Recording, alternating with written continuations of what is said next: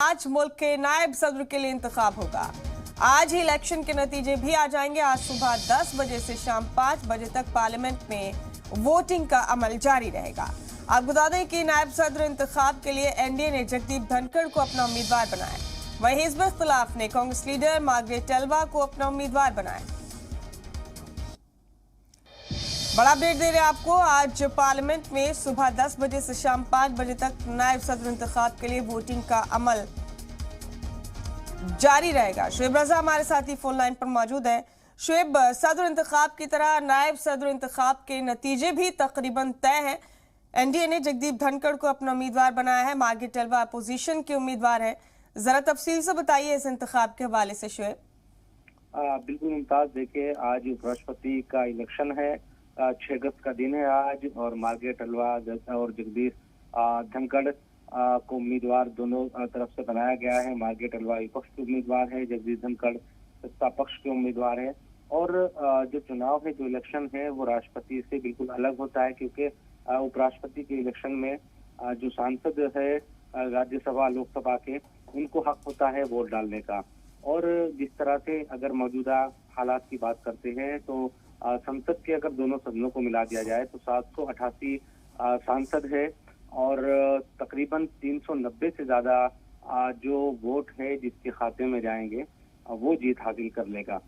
90 अगर बात करते हैं हम आदाद शुमार की या एक अंदाजा अगर लगाते हैं तो नजर आता है कि लोकसभा में, क्योंकि अगर एनडीए की बात करते हैं, खुद बीजेपी के अकेले ही 303 मेंबर ऑफ पार्लियामेंट है लोकसभा में, वहीं पूरे एनडीए को मिला दे तो तकरीबन 331 जो सदस्य हैं वो लोकसभा में है। इसी तरह से राज्यसभा में भी अच्छा खासा आंकड़ा बीजेपी और एनडीए के पास है।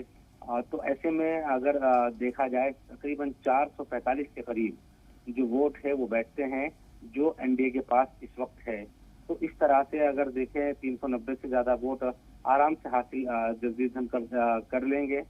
अगर आंकड़ों को देखा जाए तो यकीनन जो पलड़ा है वो जगदीप धनखड़ का या जो एनडीए के जो उम्मीदवार हैं उनका ज्यादा भारी है।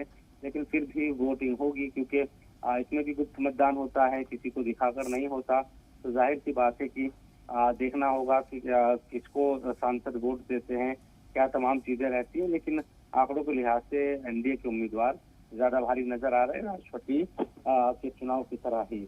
और हमने ये देखा है कि अगर जगदीप धनखड़ उम्मीदवार जीतते हैं, जगदीप धनखड़ अगर जीत जाते हैं, क्योंकि उनका जो बैकग्राउंड है वो राजस्थान से है, और मौजूदा जो लोकसभा में स्पीकर हैं ओम बिरला, उनका भी ताल्लुक राजस्थान से है।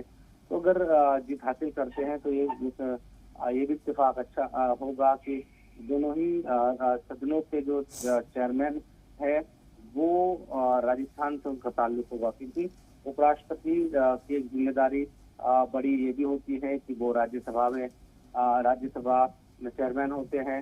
तो जाहिर सी बात है कि इन तमाम चीजों को देखा जाए तो आज का जो चुनाव है उस पर नजर बनी रहेगी। सुबह 10 बजे से और शाम 5 बजे तक संसद में चुनाव होगा, वोटिंग होगी, और आज ही नतीजे इसके आ जाएंगे शाम को।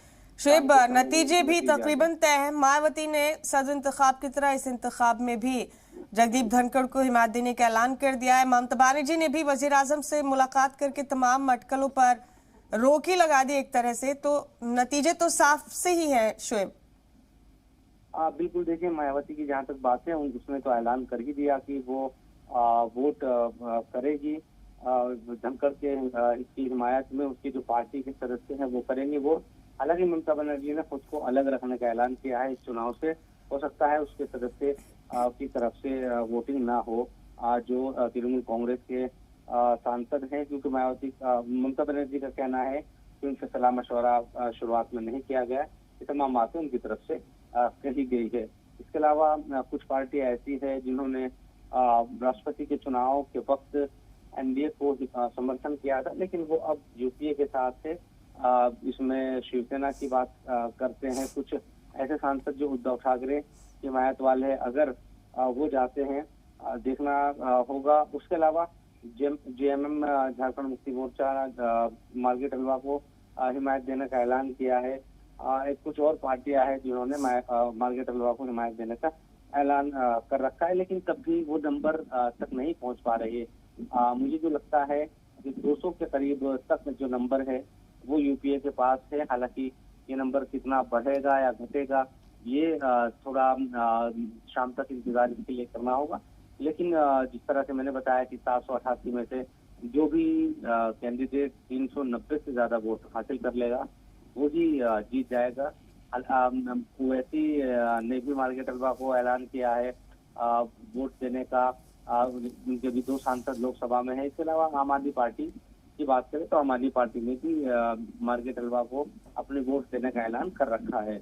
तो कुछ पार्टीज है जिनकी हिमायत मार्गारेट अलवा हासिल कर रही है, लेकिन उनके सांसदों की तादाद लोकसभा या राज्यसभा में इतनी ज्यादा नहीं कि वो नतीजों को प्रभावित कर। ठीक है शुएब, आपका बहुत बहुत शुक्रिया तमाम जानकारी हमारे नाजरीन तक पहुंचाने के लिए। शुएब, बहुत शुक्रिया आपका।